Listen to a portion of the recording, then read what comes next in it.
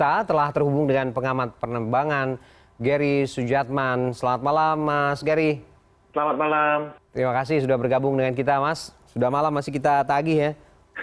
Ya, begitulah kalau begini. Oke, Mas Gary, kita tadi sudah mendengarkan semua pernyataan dari otoritas begitu ya tentang kecelakaan pesawat Sriwijaya SJ182 ini. Saya ingin kembali mendapatkan perspektif dari Anda. Apa yang Anda bisa sampaikan soal ini? Ya, ini masih sangat dini ya. Ini kita belum masuk ke 24 jam pertama. Jadi tentu informasinya masih sangat sedikit. Jadi yang kita dapatkan adalah informasi yang dipancarkan oleh pesawat ya, yang ditangkap oleh situs tracking. Dan kita lihat pesawatnya take off sekitar pukul 14.36 dan dia sempat naik sampai sekitar 10.500 kaki, hampir sampai 11.000 kaki. Tahu-tahu dia turun dan cukup cepat dan terakhir terdeteksi di 250 kaki. Nah ini hanya dalam beberapa detik. Ini tentu agak aneh, ya. Cuman kembali lagi, ini kalau saya hanya bisa mengutarakan kemungkinan berdasarkan apa yang saya pernah amati ya. Jadi ada beberapa kemungkinan untuk sementara, yaitu disorientasi oleh awak pesawat, cuaca, sama teknis. Kalau cuaca bukan berarti pesawatnya ditiup ke bawah, bukan, tetapi kena angin atau kondisi cuaca lain yang membuat pesawatnya kehilangan kendali. Kalau kita ngomong teknis juga mungkin ada masalah di instrumentasi pesawat, yang membuat krunya bingung antara apa yang mereka rasakan dengan apa yang mereka lihat di instrumen mereka, sehingga menjadi loss of control. Sama juga disorientasi. Ini juga ada faktor resiko yang timbul belum lama ini di tahun 2020 karena pandemi, banyak yang nggak terbang. Terus krunya jadi sudah tidak terbiasa seperti tahun-tahun sebelumnya, dan mereka baru mulai terbang dan sekarang masuk musim hujan yang cukup berat di beberapa waktu ya. Sehingga mengganggu performa mereka, jadi mereka gampang terkena disorientasi. Yang mana kita belum tahu, jujur kita belum tahu, ini masih sangat awal banget. Tapi kalau dari datanya, kemungkinan dari 3 itu. Dari 3 itu seberapa jamak kita bisa melihat kondisinya, Mas Gary? Karena kan kita tahu critical 11 itu memang berlaku di take off dan landing begitu ya. Kenapa kemudian ini menjadi sangat konsen begitu? Karena kan baru beberapa menit saja departure begitu. Bagaimana melihat possibility dari ini, dari ketiga analisa Anda tadi? Ya begini, 80% dari semua kecelakaan terjadi dalam 10 menit pertama penerbangan atau 6 menit terakhir. Jadi kita lihat kenapa yang 10 menit pertama. Banyak faktor yang mempengaruhi. Krunya tadinya di darat terus terbang. Kita manusia, ranah alami kita bukan di udara, kita di darat. Gitu. Jadi terbang itu untuk jadi pilot butuh banyak training dan banyak pengalaman. Dan kalau misalnya baru take off itu resiko, kita pindah alam istilahnya. Masih dalam alam yang ini ya. Tapi dalam arti kita pindah ke sebuah dunia yang berbeda. Nah itu kadang-kadang bisa membuat pilotnya harus ekstra was-was dalam beberapa menit pertama. Kedua juga dari sisi mechanical, yaitu mesin yang tadinya mati atau hanya menggunakan tenaga minim, atau harus menggunakan tenaga penuh untuk bisa climbing. Terus juga ada masalah tekanan udara. Ini balik ke fisiologi kita sebagai manusia. Tekanan udara yang tadinya kita sama dengan di luar, yaitu di ketinggian permukaan laut, terus naik, ada perbedaan tekanan, itu juga bisa mempengaruhi kemampuan kita. Jadi 10 menit pertama itu banyak sekali yang harus kita awasi.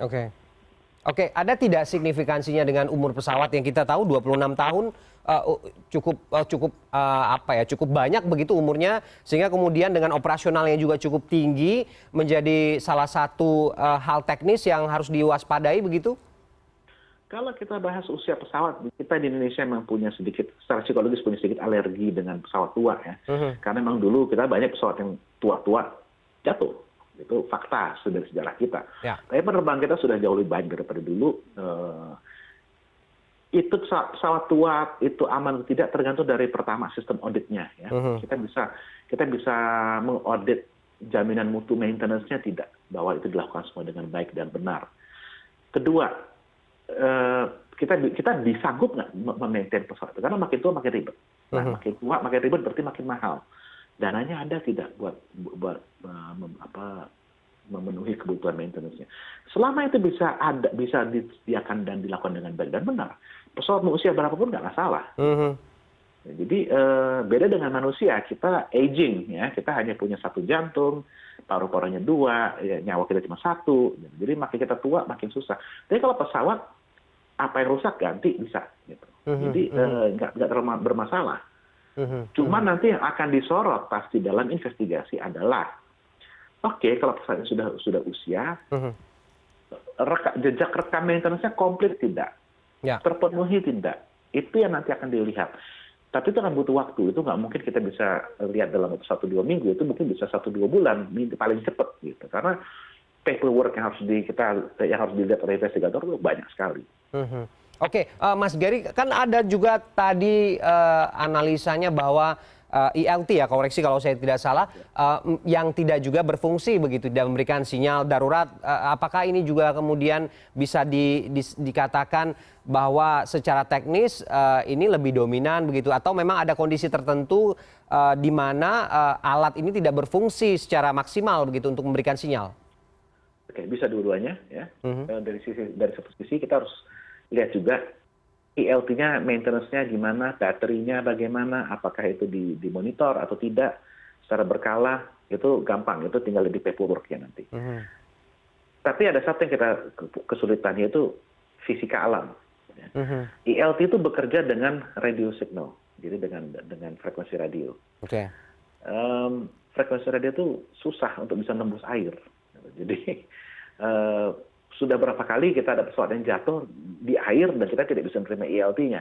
Wajar, itu udah fisik, itu udah ilmu alam kita gitu, bahwa air sama radio itu nggak compatible gitu. Nah, kalau misalnya ada pesawat jatuh di darat, pesawat itu tidak tenggelam air, lalu tidak mengirimkan sinyal ILT, itu jadi tanda tanya. Tapi kalau ada pesawat yang jatuh di air, ILT nggak diterima, ya saya sih nggak kaget. Oke. Artinya memang ada kendala di medan yang tempat lokasi jatuhnya pesawat ini ya.